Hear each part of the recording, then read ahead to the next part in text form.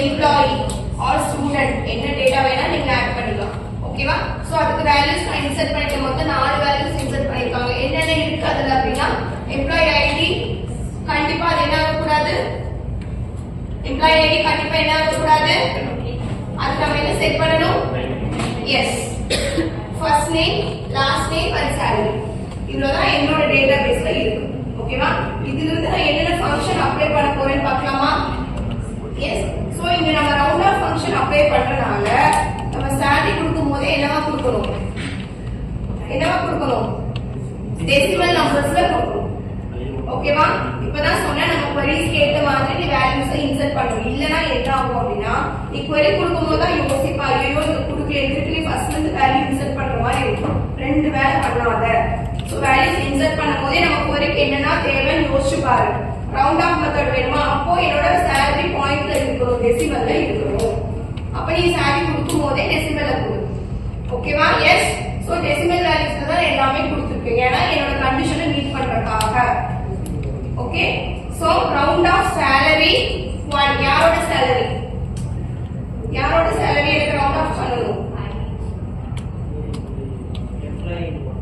இல்ல sorry sir, round off salary 0.1 அதாவது 0.1 பாயிண்ட்க்கு அப்புறம் ஒரு வேல்யூ எனக்கு ரவுண்ட் ஆஃப் பண்ணா போதும்னு அர்த்தம்.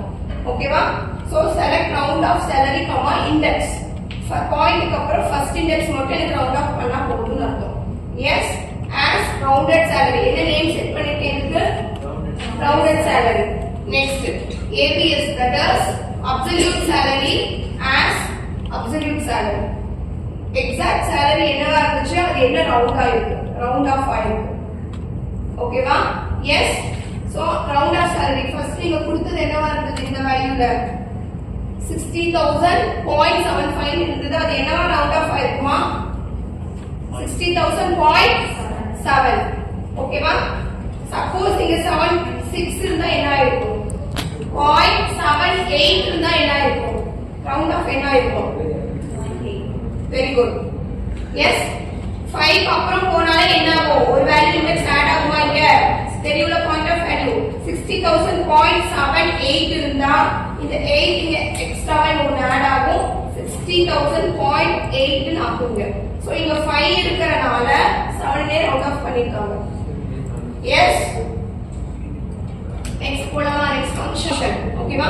So first select first name, யார் அது, என்ன வேணும், last name salary. இந்த மூணு அட்ரிபியூட் எனக்கு வேணும். that is first name, last name and salary. in case of என்னென்ன கேஸ்னா ரெண்டு மூணு கேஸ் நான் கொடுக்க போறேன். that is condition when salary less than 60,000 then mark it as no.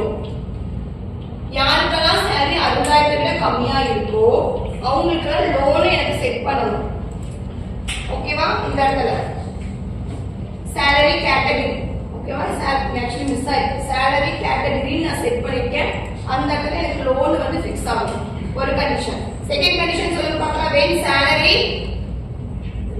greater than or equal to 60,000 ah and salary less than 80,000. 60,000 விட 80,000 விட கம்மியா இருந்தா என்ன செட் பண்ணணும், மீடியம் எனக்கு செட் ஆகும். எந்த இடத்துல, salary category அப்படிங்கிறது நான் தான் கிரியேட் பண்ணிருக்கேன். அதுக்கு நேம் புது நேம் கொடுத்திருக்கேன். ஓகேவா?